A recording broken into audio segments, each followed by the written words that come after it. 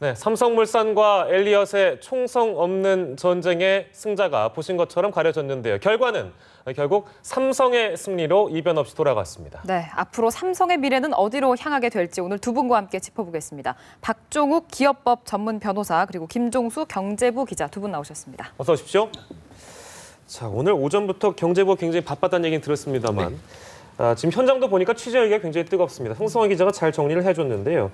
일단 오늘 주총 출석률부터 시작해서 표 방향이 어떻게 여기까지 흘러왔는지 좀 정리를 좀 해주시죠. 네, 오늘 주총이 어느 정도의 모임을 가지고 시작했는지 정도만 간단하게 정리해드리면요. 예. 오늘 아침에 그 출석한 주주들 대리 출석을 포함해서 한 550여 명이 됐는데요. 예. 위임을 받아서 전체 주식 총수가 출석한 주식이 1억 3,054만 주 정도 됩니다. 예. 전체 주식의 83.57%인데요. 이 중에서 원래는 3분의 2인 55.72%의 찬성이 나와야 통과되는데 예. 좀 전에 말씀 주신 것처럼 69.5%의 찬성률이 나왔네요. 네.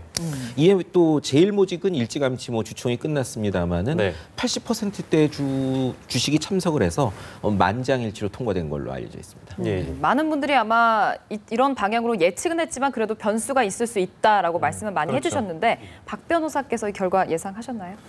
저는 개인적으로는 근소한 차이로 가결될 것으로 예상을 했습니다. 근소한 차이로. 네, 예. 근소한 차이로 가결될 것으로 예상을 했는데요. 네. 결국 소액 주주가 누구의 편을 손을 들어주느냐 예. 그것의 문제인데 아무래도 지배 구조의 개편을 승인하는 것이 지배의 어떤 지분 비율 자체가 좀 불공정하더라도 더 유리하겠지 않나 이렇게 판단한 것으로 보여집니다. 예. 네. 삼성물산이 이제 어떻게 보면 언론들, TV 광고를 또 포함해서 신문 지면 광고까지 이 소액 주주들에게 지금의 상황을 잘 알리고 어떻게 보면 도와달라 이런 표현을 많이 썼잖아요. 그렇습니다. 그런 만큼 이번 상황은 이 소액 주주들이 어떤 변수로 크게 작용했다고 저희가 봐야 되는 겁니다.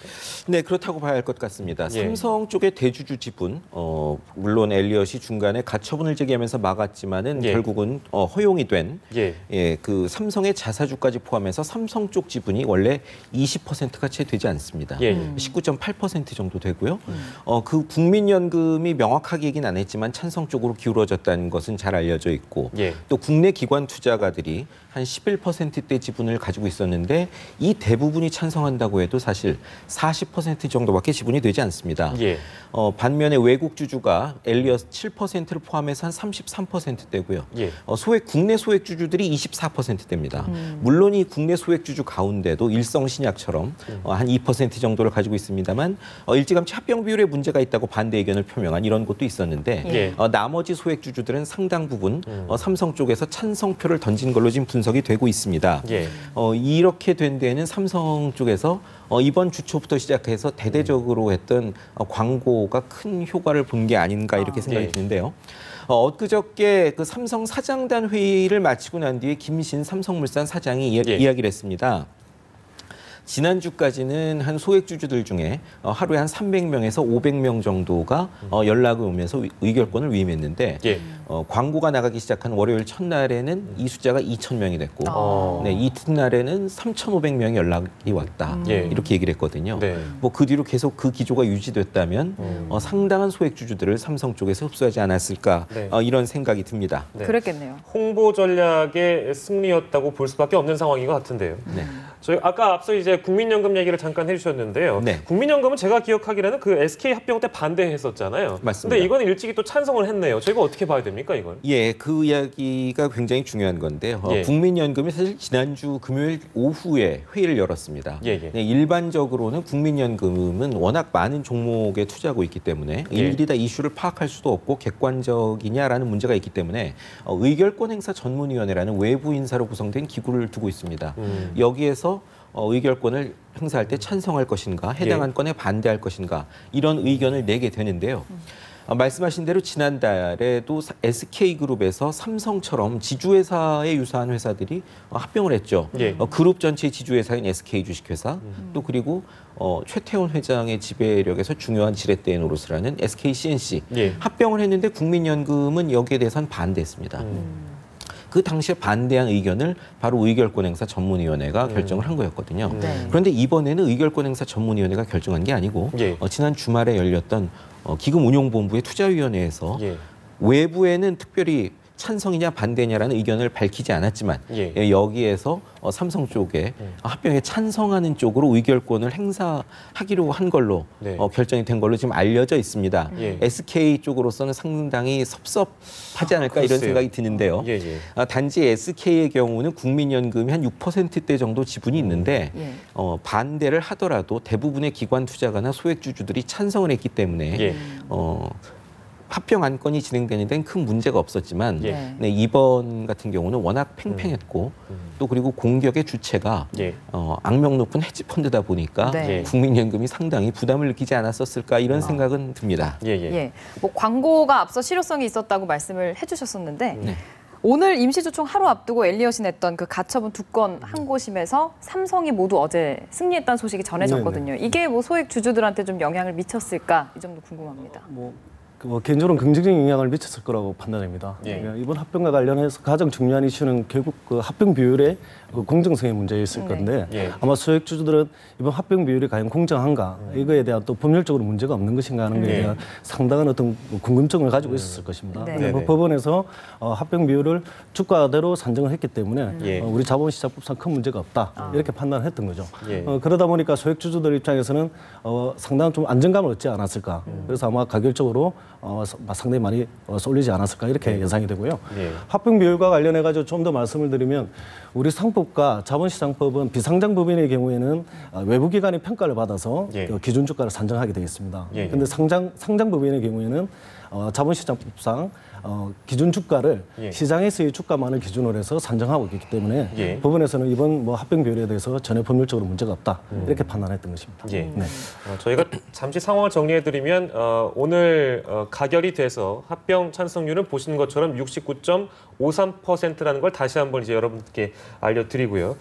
저희가 시간을 조금만 이제 뒤로 돌려보면 이 삼성물산과 제일모직의 합병 문제가 왜 엘리엇과의 전쟁이 됐는지 그걸 궁금해하시는 분들도 분명히 있을 것 같습니다. 네. 뭐 쉽게 얘기하자면 왜 자꾸 딴지를 거느냐 네네. 이렇게 표현할 수 있겠는데 왜 그런 겁니까?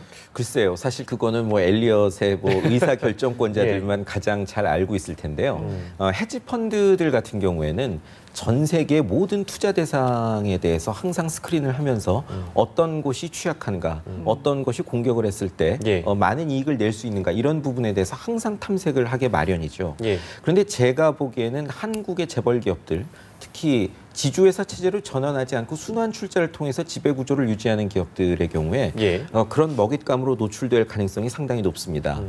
먼저 총수의 지분율이 상당히 낮고요. 예. 오너의 지분율이 상당히 낮은 편이고 다른 내부 계열사를 통한 것까지 합해도 전체 내부 지분율이 그렇게 높다고 할 수는 없습니다. 예. 또 무엇보다 원을 그리면서 꼬리에 꼬리를 무는 출자 구조이기 때문에요. 예. 그중에 가장 취약하거나 가장 중심이 된다고 생각하는 한 군데를 집중 공격하면은 예. 전체 그룹의 지배 구조가 흔들릴 수 있겠죠. 그렇죠.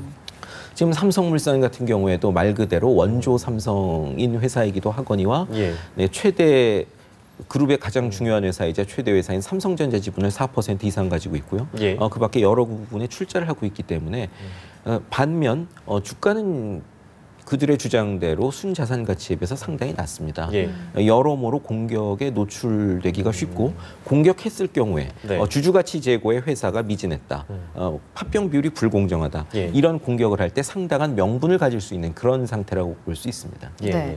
그러니까 수익을 극대화하기 위한 것이냐, 경영권을 위협하기 위한 것이냐 같은 선상의 이야기일 수도 있겠는데 박종욱 변호사께서는 삼성 합병에 뛰어든 속내가 뭐라고 보세요? 아시다시피 엘리엇이 투기성 자본이기 때문에 예. 아무래도 고수익을 목적으로 한 것이 아닌가 이런 생각이 들고요.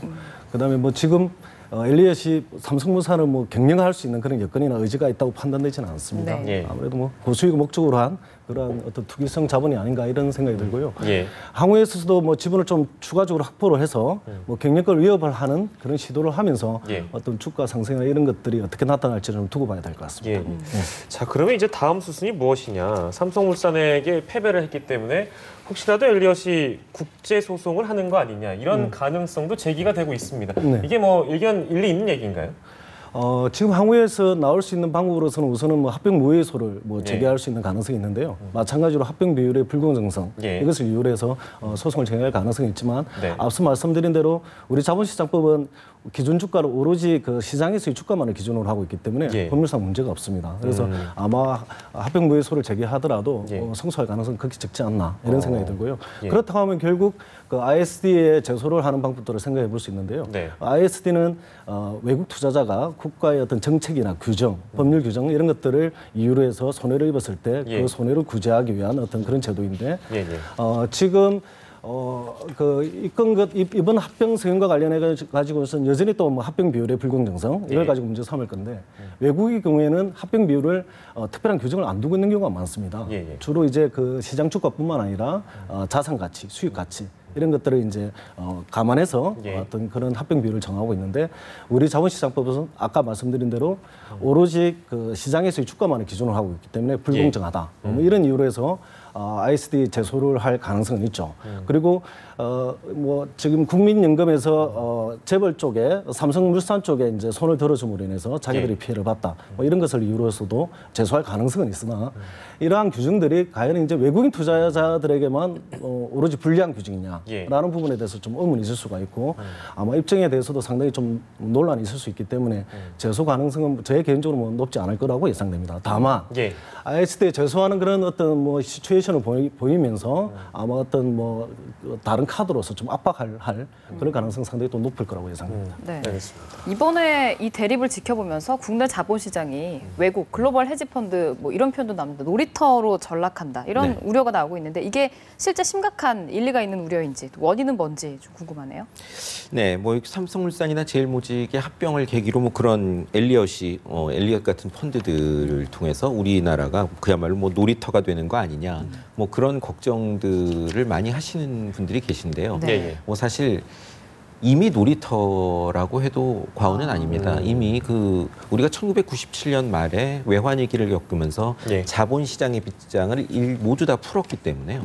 어떤 정부가 갑자기 이제까지 없었던 새로운 제도를 만들어서 그 빗장을 다시 걸기가 상당히 어렵습니다.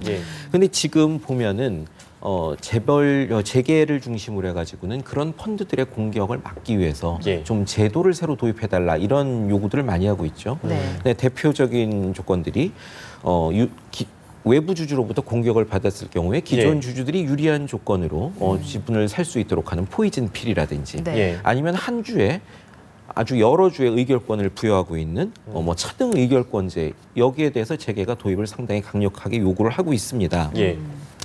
근데 근본적인 방어책은요, 제가 생각하기에는 이런 제도가 문제가 아니라 평소에 기업들이 주주 친화 경영을 하는 것이 답이 아닌가 싶은데요. 우리나라의 기업들이나 대주주들 같은 경우에는 엄연히 회사의 구성원인 주주들하고 그 주주들과 친화적인 경영을 하면서 어떤 이익을 안겨주는 이런 문제가 오히려 회사 발전에 장애가 된다고 생각을 하고 지배권을 강화하면서 기업의 어떤 퍼포먼스, 실적만 잘 내면은 이게 최고의 경영이다. 이렇게 생각하는 경향이 있습니다. 그렇다 보니까 주가가 순자산 가치에 비해서 많이 떨어진다든지 실적이 좋은데 배당이 너무 적다든지 이런 문제가 발생을 하는데 그런 것들은 바로 헤지펀드들이 다른 소액주주들을 선동을 해가지고 공격을 할 수 있는 좋은 토양이 될 수가 있죠. 그런 도입하기 힘든 새로운 제도보다는 이런 주주 친화적 경영이 훨씬 중요한 이유고요. 참고로 말씀드리자면 1990년대 이건희 삼성 회장이 신경영을 도입을 하면서 미꾸라지론이라는 걸 내세운 적이 있습니다. 미꾸라지가 많은 곳에 메기 한 마리를 풀어놓으면 미꾸라지들이 잡혀먹지 않기 위해서 열심히 움직여서 뭐 더 건강해질 수 있다. 어느 정도의 견제가 있어야 된다라는 얘기를 한 건데 아마 이제 삼성이나 이 회장은 기업의 실적에 대해서 그런 이야기를 했겠지만 제가 보기에는 주주 친화 경영에도 적용되는 문제가 아닌가 싶습니다. 무조건 기존 기업과 대주주에게 유리한 시스템을 만들어서 기업 경영권에 대한 공격을 원천 차단하기보다는 어느 정도는 여지가 있어야 주주 친화 경영을 하고 또 기업 지배 구조를 개선할 수 있는 압력 요인이 될 수 있지 않을까 그런 생각이 듭니다. 그러니까 말씀해주신 지금 매기, 엘리엇이 다음에는 이제 현대차 그룹이 타겟이다 이런 말도 나돌고 있는데 뭐 현실성 있는 얘기입니까? 네, 사실 말씀드린 대로 그 뉴욕에 있는 뭐 지금 엘리엇도 본사는 뉴욕에 있습니다만 예. 뉴욕에 있는 수많은 헤지 펀드들 뭐 전 세계의 모든 나라 기업들을 다 점검을 하면서 어떤 게 공격하기 좋나. 뭐 엘리엇 같은 경우에는 과거 아르헨티나 국채를 가지고 아르헨티나 정부를 예. 골탕을 먹인 적도 있었기 때문에요. 그렇기 때문에 현대차가 꼭 다음에 어떤 공격 대상이다 뭐 이렇게 이야기하기는 어렵습니다. 예. 예, 다만 현대자동차 같은 경우에도 자산 가치나 이런 것에 비해서 주가가 충분하냐 이런 걸 따져보면은 예. 적어도 공격의 여지가 있느냐 없느냐 정도는 판별해 볼 수 있을 것 같고요. 예. 뭐 진정한 헤지펀드들의 속내는 뭐 지금 현재 서울에서는 짐작하기가 어렵겠죠. 그리고 예. 더욱 중요한 거는 이들 헤지펀드들이 5% 이상 지분을 사서 지분을 공시하기 전에는 정확하게 얼마를 가지고 있는지 알 방법이 없다는 것도 문제입니다. 네. 네, 그렇군요. 자, 이제 삼성의 미래는 이번 합병권으로 어떻게 더 발전적으로 움직일 수 있는 것이냐. 이런 거에 대한 이제 궁금증들이 많으실 텐데요. 삼성의 미래도 미래입니다만 주식시장, 우리 주식시장에도 영향이 분명히 있겠죠. 어떻게 보십니까? 뭐 아무래도 이번 합병 승인으로 인해서 예. 그 삼성의 지배구조 개편에 대한 어떤 주주들에 대해서 뭐 동의를 얻은 만큼 예. 삼성 계열사뿐만 아니라 뭐 삼성물산마저도 예. 안정감을 가지게 됐기 때문에 주가에는 당연히 뭐 긍정적인 영향을 미치지 않을까 뭐 예. 이렇게 예상이 됩니다만 예. 주가라는 게 워낙 변수가 많기 때문에 예. 뭐 쉽게 예상하기는 좀 어려운 부분도 있지 않을까 싶습니다. 네네. 네. 오늘 이제 이렇게 합병 결론이 나면 9월 1일이죠? 9월 1일에 맞아요. 네, 뉴 삼성물산이 출범이 되는 건데 네. 어떻게 예상하세요? 뚜껑을 열어봤을 때 어떨까요? 네, 사실 그 삼성 쪽에서는 5월 26일인가요? 두 회사가 합병 의결을 그 이사회에서 했을 때 내세웠던 명분 중에 하나가 양사 간의 시너지 효과가 상당히 크다는 거였습니다. 네. 예. 그리고 반면에 엘리엇은 시너지라는 게 별로 없다. 사실 이게 쟁점 중에 하나였는데 겉으로 많이 드러나지는 않았었죠. 예. 그런데 두 회사가 겹치는 사업은 분명히 있습니다. 대표적으로 두 회사가 직접 영위하는 사업은 아니지만 삼성그룹의 미래산업이라고 하는 바이오 의약품 사업에 제일모직이 제일 많이 투자하고 있고 삼성물산도 일부 투자하고 있습니다. 예. 네. 그리고 두 회사는 모두 건설 사업을 영위하고 있죠. 그런 분야에서는 어느 정도 분명히 시너지가 있지 않을까. 하나로 이게 경영권이 몰아지면서 분명히 있을 걸로 생각이 됩니다. 예. 하지만 모든 분야에 있을 것 같지는 않고요. 예를 들어 패션 분야 같은 경우는 옛날에도 삼성물산이 활발히 종합상사를 하는 와중에 직접 패션 사업을 운영하기도 했었고 한데 결국은 장사가 뜻하는 것만큼 되지 않아서 이제 사업을 재편한 것도 있었거든요. 예. 그런 측면에서 모든 분야에서 다 시너지가 날 거로 생각되지는 않지만 지금 삼성물산 굉장히 거대한 규모에 비하면 수익력이나 수익 전망이 그렇게 좋다고는 할 수 없습니다. 예. 하지만은 뭐 이 새 사업을 통해서 어느 정도 그걸 개선할 수 있는 기회를 잡을 수는 있지 않을까. 삼성 말대로 2020년까지 60조 원 매출 달성이 가능한지는 한번 지켜봐야 할 것 같고요. 예, 네. 예.